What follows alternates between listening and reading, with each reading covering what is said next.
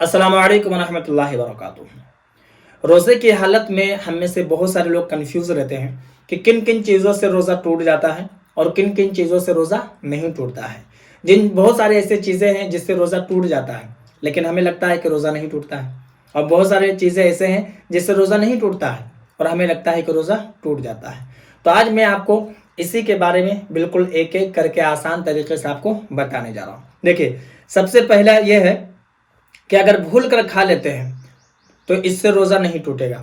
लेकिन अगर आप हलक पर लेकर गए और अब आपको याद आया कि हम तो रोज़े से हैं, तो अगर आप निगल लीजिएगा तो रोज़ा टूट जाएगा। अगर आप थूक दिए, कुली कर लिए, रोज़ा आपका नहीं टूटेगा। ठीक है। भूल कर मियाँ बीबी अगर मिल लेते हैं, इससे रोज़ा नहीं टूटता है। मिलने से मुराद हम बिस्तरी।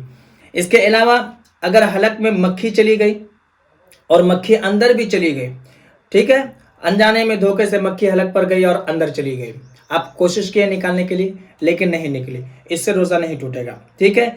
धुआं वगैरह अगर हलक के अंदर चला जाए तो इससे भी रोज़ा नहीं टूटता है। लेकिन जानबूझकर अगर लोबान या अगरबत्ती या धुआं कोई भी चीज़ का अगर जानबूझकर अगर आप मुंह के अंदर हलक के अंदर लेकर जाते हैं तो इससे रोज़ा टूट जाता है। इसके अलावा आंख में सुरमा लगाने से रोज़ा नहीं टूटता है। ठीक है। इसके अलावा आंख में दवा लगाने से रोज़ा नहीं टूटता है। आंख में जो ड्रॉप वगैरह लगाते हैं, इससे रोज़ा नहीं टूटता है। ठीक है। कान में अगर आप तेल डालते हैं, दवाई डालते हैं, तो इससे रोज़ा टूट जाता है। ठीक है।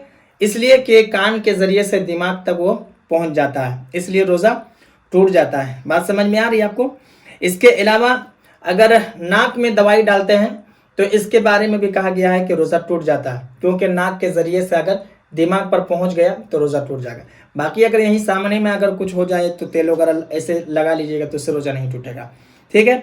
अगर बात करते समय मुंह के अंदर थूक जमा हो गया, अगर उसको आप पार कर लेते हैं तो इससे भी रोज़ा नहीं टूटता है। हाँ, अलग बात है कि इसको थोड़ा ख़राब समझा जाता है। बात समझ में आ गई।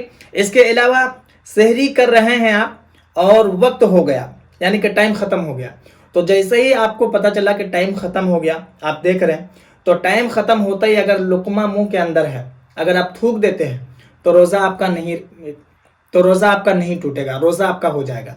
और अगर आप अंदर लेकर चले गए हलक के अंदर तो फिर इससे रोज़ा टूट जाता है। ठीक है। इसके अलावा अगर इंजेक्शन बीमारी हो, बीमारी की वजह से लगाए तो फिर इससे रोज़ा नहीं टूटता है। हाँ, अगर कोई जानबूझकर इंजेक्शन इसलिए लगवाता है कि ताकि भूख और प्यास ना लगे, तो इसके बारे में उलमा कहते हैं कि रोज़ा टूट जाता है, क्योंकि आप जानबूझकर उसको लगवा रहे हैं ताकि भूख आपको ना लगे।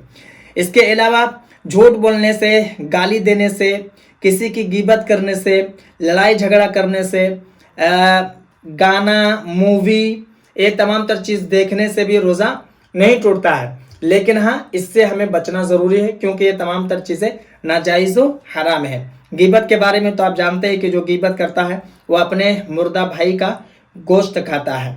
तो इन तमाम तर चीज़ों से क्या है कि रोज़ा नहीं टूटेगा। इसके अलावा अगर जो शादीशुदा हैं, अगर वो बीवी से मिलते हैं, यानी कि गला मिलते हैं या बीवी को देखते हैं, बीच में कपड़ा वगैरह तमाम तर चीज़ें, अगर बीवी को देख करके अगर अंजाल वगैरह हो जाए तो इससे भी रोज़ा नहीं टूटता है।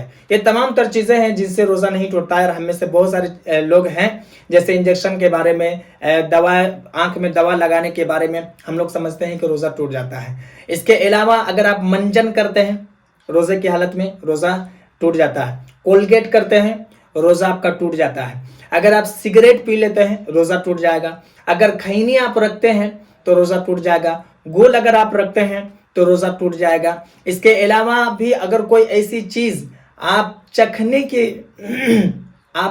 की नीयत से ज़बान पर रखते हैं और उसका जायका आपको समझ में आ रहा है, आप अगर निगल लेते हैं तो इससे भी आपका रोज़ा टूट जाता है। ठीक है। मुझे उम्मीद है कि मेरी बात आपको समझ में आ गई होगी और जितनी चीज़ें हमने बताई है वो तमाम तर चीज़ें आपको याद, मुझे उम्मीद है कि हमने जितनी चीज़ें आपको बताई है तमाम तर चीज़ें आपको याद भी हो गई हो और आपको समझ में भी आ गई।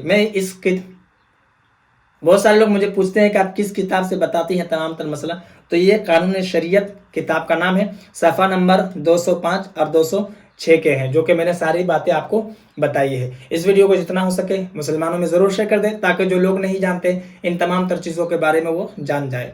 बाकी अगर आप नए हैं चैनल पर तो चैनल को भी ज़रूर सब्सक्राइब कर लें।